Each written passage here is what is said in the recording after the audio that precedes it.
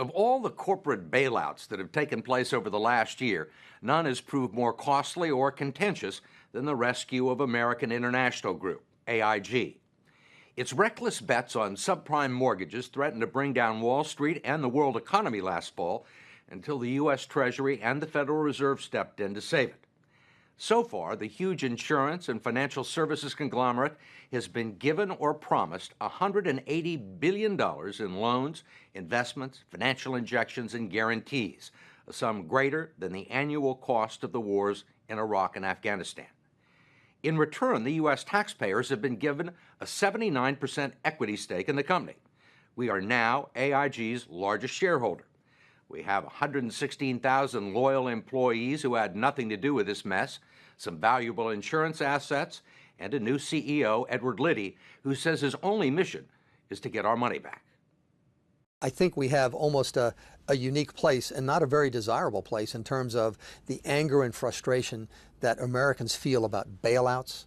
You know, individuals aren't being bailed out. Why should a company be bailed out? So I understand it. We're just trying to do the best we can to pay back the taxpayer. Good morning, all.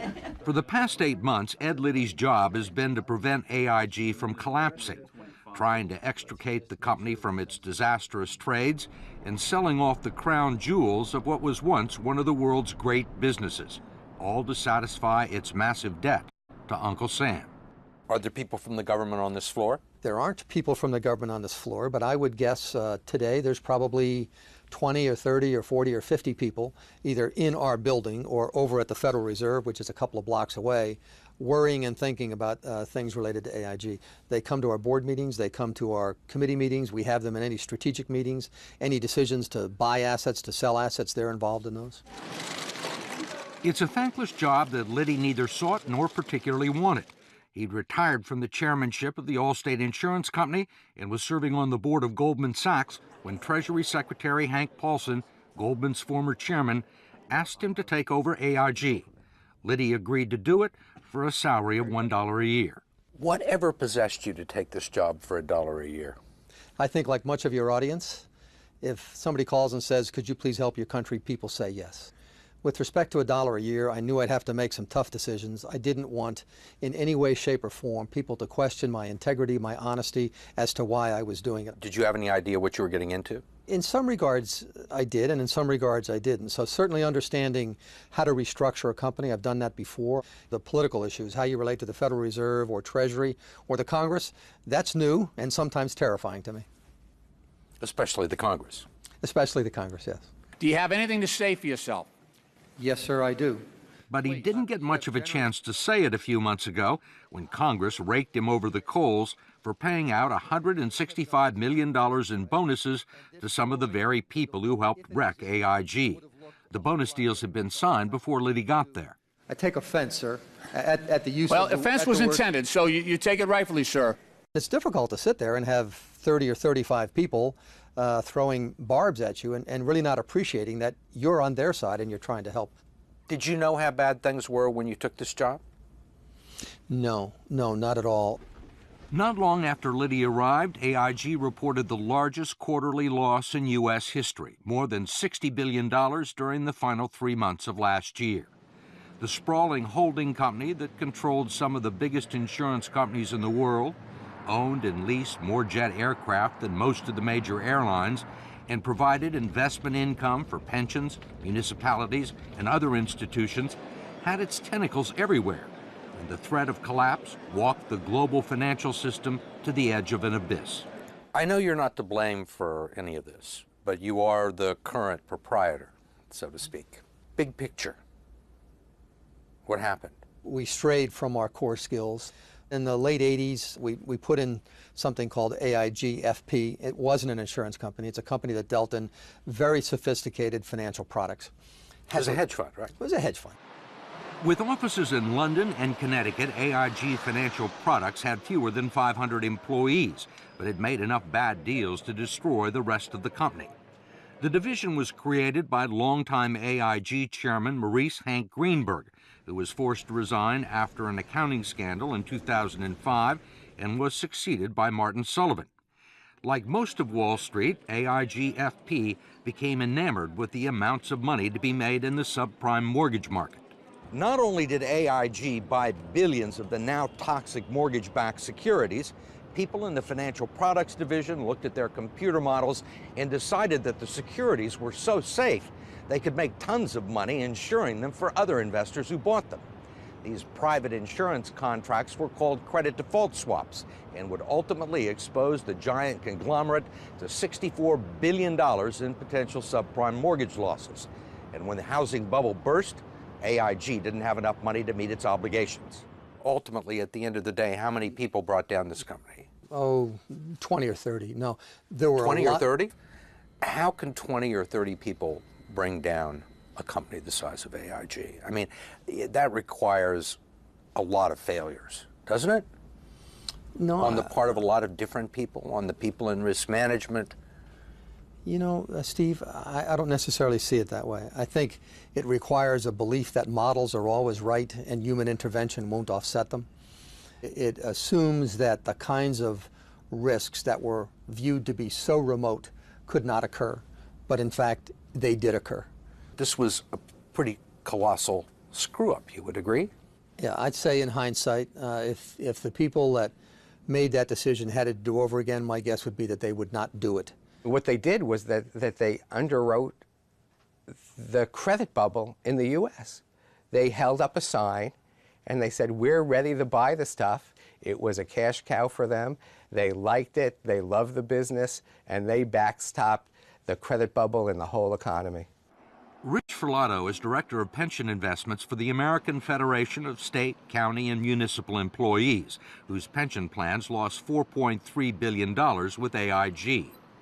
He blames company executives, the board of directors, and a compensation system that rewarded short-term profits while ignoring long-term risks. Why do you think the people at AIG-FP took these risks? For the most part, I don't think they saw the risk.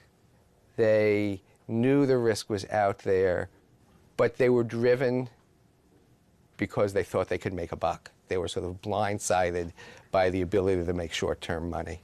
And it was more than a buck. This is the kind of money that most average people only dream of, and then some. It's like hitting the jackpot every year.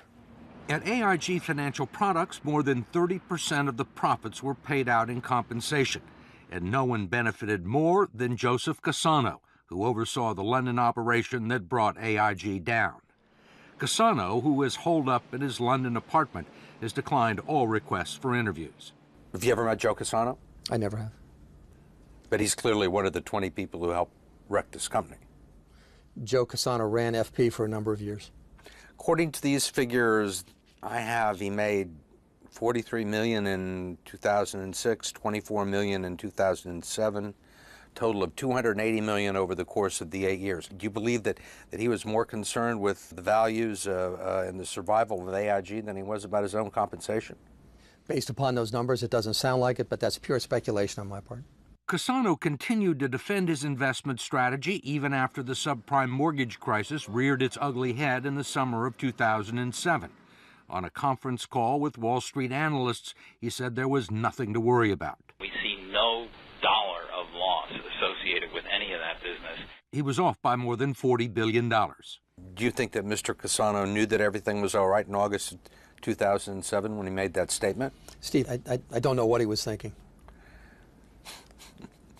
You mean like I don't know what he was thinking? I mean like I don't know what he was thinking. Either he didn't know what was going on, which is a kind of frightening prospect, or he did, which would suggest that he and maybe others at AIG-FP engaged in a massive fraud over a period of years. It's one of those two choices. Frank Partnoy is a law professor at the University of San Diego and an expert on the kinds of complicated financial derivatives that ruined AIG. The fraud would be not disclosing the fact, and it turned out to be a fact, that AIG had significant exposure to subprime mortgages. Partnoy says AIG didn't tell its shareholders about its risky positions until June of 2007. And even then, the disclosure was limited to a single sentence buried in a 96-page report. The conduct of AIG's financial products division and its CEO, Joseph Cassano, is now the subject of wide-ranging investigations by the Securities and Exchange Commission and the FBI. and that has made Ed Liddy's job even more difficult. The first thing I did was walk in the door and say, AIG FP, we're going to shut it down. We are not going to be in that business. But you still have employees that are working at FP, winding the business down. They are, that's correct. They're still getting paid, and they're still getting bonuses. Mm-hmm. You may have said, let's shut it down, but you're not out of that business yet. No, we are not out of business, and it'll take a while for us to be out of it. But we will substantially de-risk and shrink that business by the end of this year. People will be surprised by how much progress we make. Since Liddy took over, he says the troubled, volatile entity has disposed of half of its complex derivative investments. But another 27,000 deals valued at $1.5 trillion are still on the books. We spoke to someone who's intimately familiar with AIG financial products, and he told us that out of the 10 or 20 people who were really involved in the decision-making process, only 2 have left the company, that everybody else is still there. Is that true? Steve, we've had some resignations.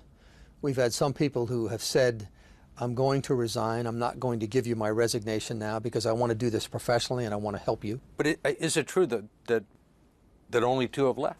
To the extent there are people who traded credit default swaps, some of them may still be there because we're asking them to untrade them. But the people who designed it, who built those models, who signed us up for that business, they are gone.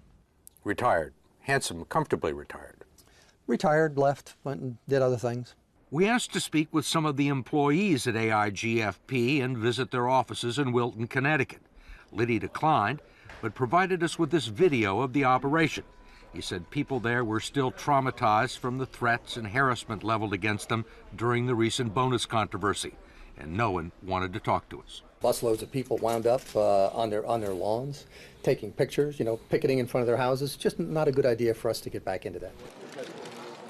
Liddy believes the public anger directed against the company and its employees is misguided and counterproductive, making it more difficult to hold on to the people it needs to keep the company going, and undermining the value of its most successful and profitable assets, which he is trying to sell. Just this week, the company unloaded its Tokyo office building for $1.2 billion. The AIG brand, once a huge asset, is quickly vanishing. Even the iconic Manhattan headquarters is up for sale. So you are, in effect, the liquidator. Well, there'll be pieces of, I don't think it'll be called AIG, but there will be pieces of this institution left. It'll be much smaller and it'll look a whole lot different. But that's the only choice we have. That's the only way we can pay back the government. All of it? That's what we're committed to doing. He's got a very tough job ahead of him. I don't envy him at all. You seem to be saying that AIG is still not out of the woods. If the economy deteriorates anymore, I think there are more problems out there. We're not an island. We're very much dependent upon what happens in the overall economy and the overall financial marketplace. But we have a plan that we'll execute over the next couple of years that we think has an excellent chance of repaying the federal government.